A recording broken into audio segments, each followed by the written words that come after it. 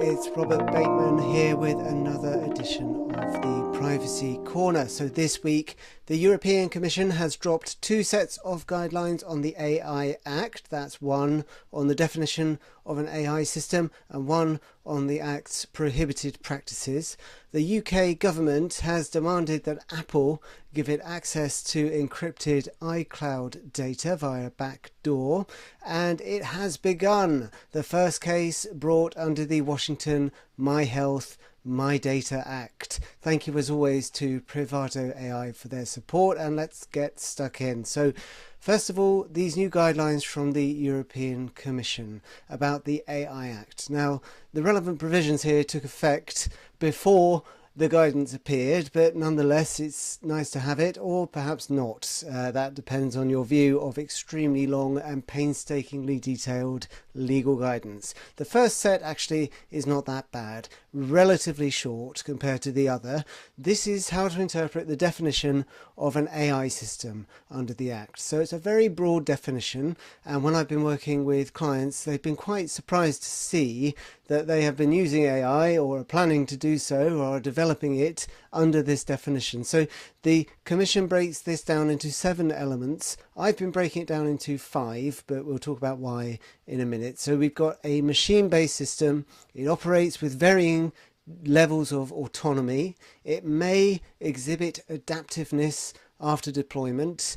It has explicit or implicit objectives. It infers from inputs how to generate outputs. Its outputs may include things like predictions, content, recommendations or decisions, and it can have an influence on physical or virtual environments. Now, a couple of those are caveated, so I've been dropping from the core definition the idea that it may exhibit adaptiveness after deployment. That sounds like a maybe to me. And also the examples of types of output it can generate. I mean, it just generates outputs as far as I'm concerned, and they might be predictions, content, recommendations or decisions. Nonetheless, the Commission has separated out these elements into 7 core parts of the AI system definition. Now, perhaps the most interesting thing about this guidance is what is not an AI system under the Act. So the Commission gives some examples. We've got mathematical optimization systems that improve optimization methods without exceeding basic data processing functions. So examples given are models for enhancing computational efficiency in physics-based simulations and satellite bandwidth allocation. These things are not AI systems as far as the AI Act is concerned. We've also got basic data processing systems that follow explicit predefined instructions without learning, reasoning or modeling. So examples are spreadsheets without AI features, statistical analysis tools for summarizing data without generating recommendations. So that takes a lot of the things that people have scaremongered about the AI Act covering out of the scope of the Act. I think it's pretty explicit from the definition itself. We've got classical heuristics-based systems. So this includes a lot of kind of spam, virus detection applications that use rule-based problem solving without adapting based on data.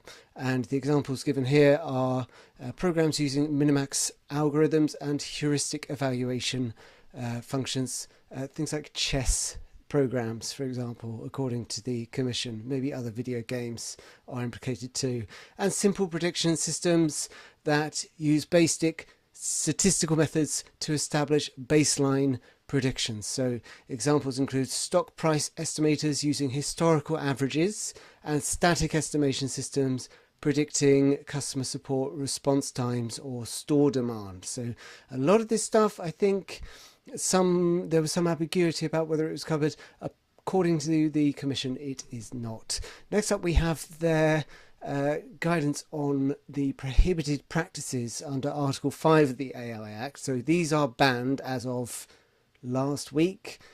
These are things you cannot do with AI from now on. A reminder of what they are: we've got the harmful manipulation and deception prohibition. So that's using subliminal, manipulative or deceptive techniques to distort behaviour, causing or likely to cause significant harm. Lots of caveats in some of these. The harmful exploitation of vulnerabilities due to age, disability or socio-economic conditions. Again, there's a significant harm threshold there. Social scoring across different unrelated contexts. Criminal offence prediction, the kind of Minority Report stuff. The untargeted scraping of facial images to build facial recognition databases, that is banned. So there are a few companies that are implicated in that. And emotion recognition, specifically in workplace or educational contexts, except for medical or safety reasons. That again, I think, is one of the more common things that are banned under this Act. Biometric categorization, inferring race, political opinions, trade union membership, religious beliefs, sex life or sexual orientation from biometric data. There are some exceptions and caveats there too. And the most difficult and most heavily caveated of them all, real-time remote biometric identification. We will not get into the weeds of how that works under the Act. So the 140-page guidelines on these practices, there's a lot of kind of painstakingly detailed analysis of existing law, what particular words mean.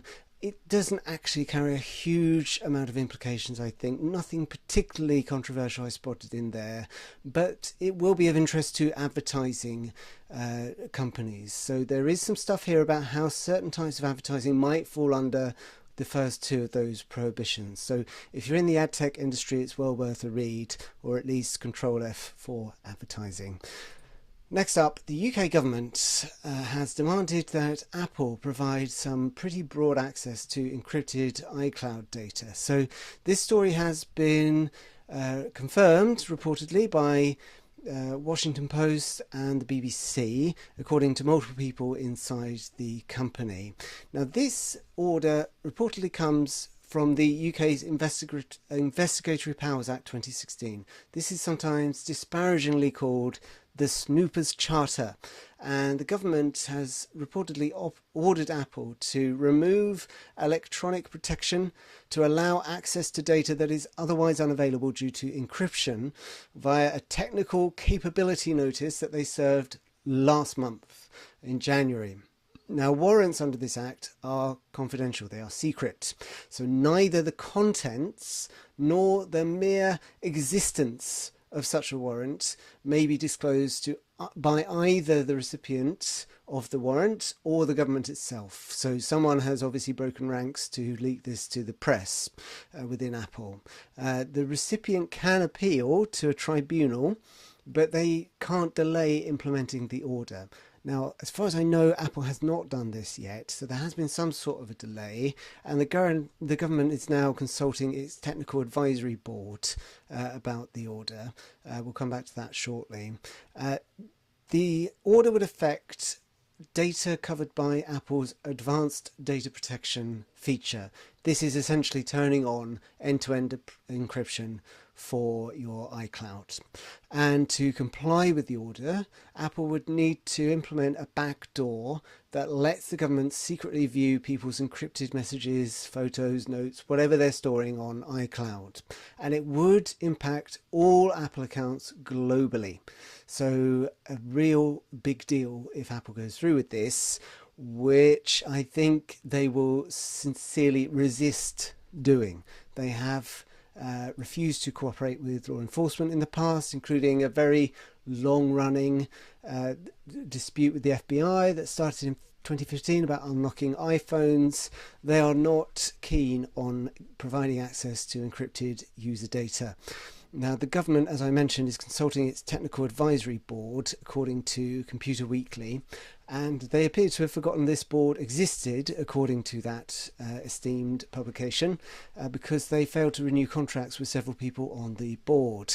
But it's probably more controversial than, I'm not sure, perhaps they realised it would be this controversial. But it's a very bold piece of law enforcement on the government's part.